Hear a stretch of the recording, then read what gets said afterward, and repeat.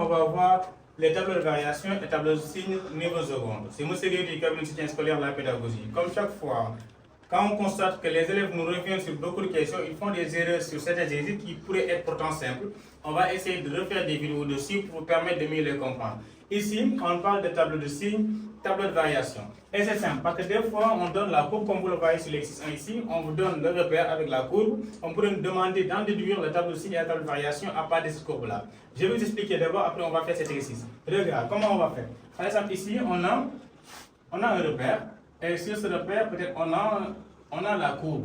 Là, je vais donner une courbe simple pour que, par exemple, nous pouvons comprendre rapidement. 1, 2, ici on va graduer, et là, c'est par exemple, ici c'est 5. Maintenant, là aussi, je vais dire que là, c'est égal à moins 3. Voilà. Donc, ici, on me demande de donner le tableau de signes. Qu'est-ce que je vais faire? Il faut savoir toujours que si la courbe est au-dessus de l'axe des abscisses, et c'est simple, hein, si la courbe est au-dessus de l'axe des abscisses, considérez la fonction comme positive. Et si la courbe est en dessous de l'axe des abscisses, considérez la fonction comme négative. C'est comme ça. Ici, on va faire notre tableau de signes. Voilà, x. Et là, on fait moins l'infini. Non, attends, pas moins l'infini, parce que là, il faut bien regarder le domaine de définition. Des fois, ce sont des questions qu'on pourrait poser. Donner le domaine de définition. Là, c'est entre moins 3 et 5. Donc là, on fait moins 3, 5. Et après, on va chercher quoi? La solution. Sa solution, c'est quoi? C'est là où la courbe coupe l'axe des abscisses. L'axe des abscisses, c'est l'axe horizontal, et l'axe des ordonnes, c'est l'axe vertical. Donc, on doit regarder là où la courbe a coupé l'axe des abscisses pour donner la solution. Ici, ça se coupe en deux. Voilà, donc c'est là la solution. Ici, on donne notre fonction f de x, et on regarde. Par exemple, là, c'est en 0, parce qu'on parle de tableau de signes, et que la courbe coupe l'axe des abscisses en deux. Donc, la partie qui est au-dessus de cet axe-là des abscisses est considérée comme positive. Donc là, on a vu qu'entre moins 3 jusqu'à 2, voilà, la courbe est au-dessus, donc on dit que la fonction est positive. Et de 2 en 5, la courbe est en dessous, donc on dit que la fonction est négative.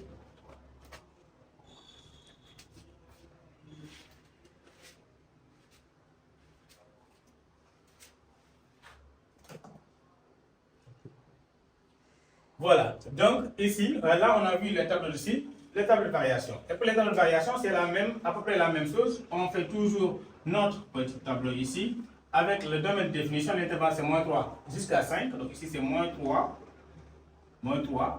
5. Et après, qu'est-ce qu'on va faire? La dernière fois, on avait vu où la courbe coupe l'axe des abscisses pour voir la solution. Mais cette fois-ci, on ne va pas faire ça. On va voir les extrémums, c'est-à-dire là où la courbe est minime et là où la courbe est max. Donc ici, on va considérer la courbe est maximale. Ici, on projette. Voilà, donc là, je vais lire et je vais dire peut-être ça correspond à moins 1,5. Et ici, la courbe est minime là, donc je vais projeter et je vais dire que peut-être c'est à 4. Voilà. Donc du coup, c'est son point là qui m'intéresse. Là, je vais prendre moins 1,5. Ces valeurs toujours sont prises sur l'axe des abscisses. Et là, 4. Maintenant, qu'est-ce qu'on va faire? On va dire qu'entre moins 3 et moins 1,5, si on regarde bien, la courbe est bien croissante. Donc du coup, on va faire croissante. Et après, si on regarde sur l'intervalle moins 1,5 jusqu'à ici 4, on a vu que la courbe est décroissante. C'est-à-dire décroissante, c'est chaque fois si on voit que la tangente est vers le bas. Donc du coup, la courbe est décroissante. Et si on regarde ici, sur 4, 5, la courbe est croissante. Que ça soit petit ou moins, en tout cas c'est croissant, parce que ça va vers le haut, donc on va dire c'est croissante. Maintenant, pour compléter le tableau, il faut mettre les images, parce que toutes les valeurs que tu as ici sont des valeurs qu'on appelle les antécédents. Maintenant, les valeurs que tu auras ici sont les images, donc il faut compléter par les images. Ici, à moins 3 est là, si tu projettes là, tu vas lire son image, par exemple ici on dit 1, 2, donc son image ici on va dire que c'est 3.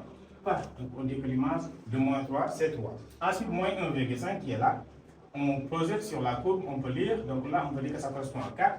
Voilà, donc là c'est 4. Ainsi de suite, là 4 est là, on projette là.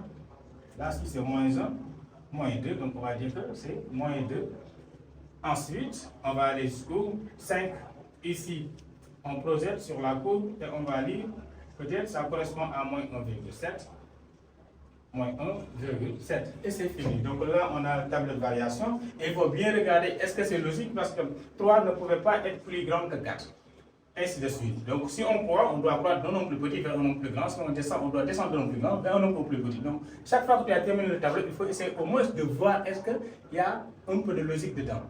Voilà, donc maintenant, on va faire notre exercice. Vous allez essayer, vous allez mettre la vidéo en pause, vous allez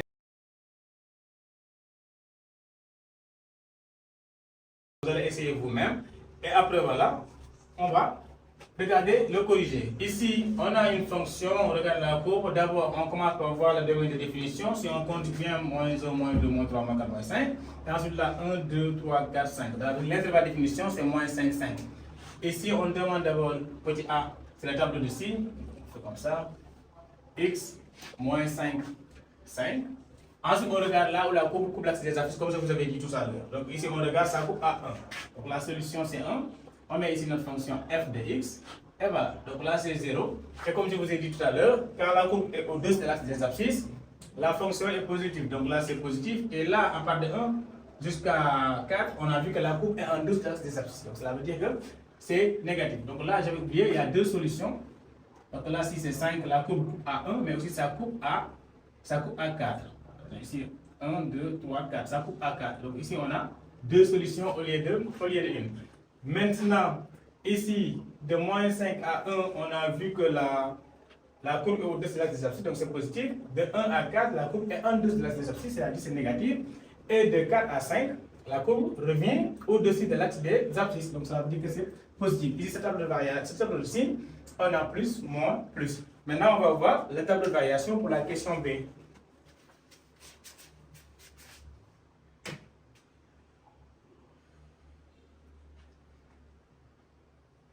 Maintenant, pour la question B, on nous dit donner le tableau de variation de la fonction. Donc, toujours même courbe. Ici, on fait x. L'intervalle, c'est moins 5, 5. Ça ne change pas.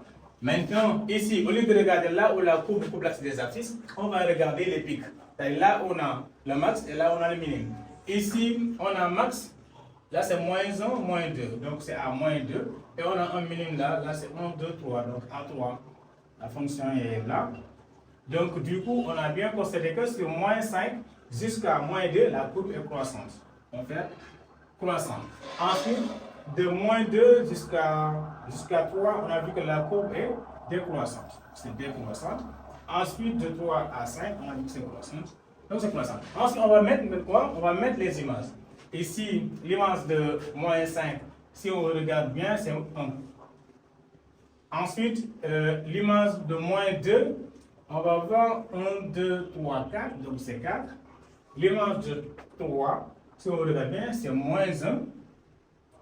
Et ensuite, l'image de 5, ici on voit que c'est 2. Et comme ça, le tableau est complet.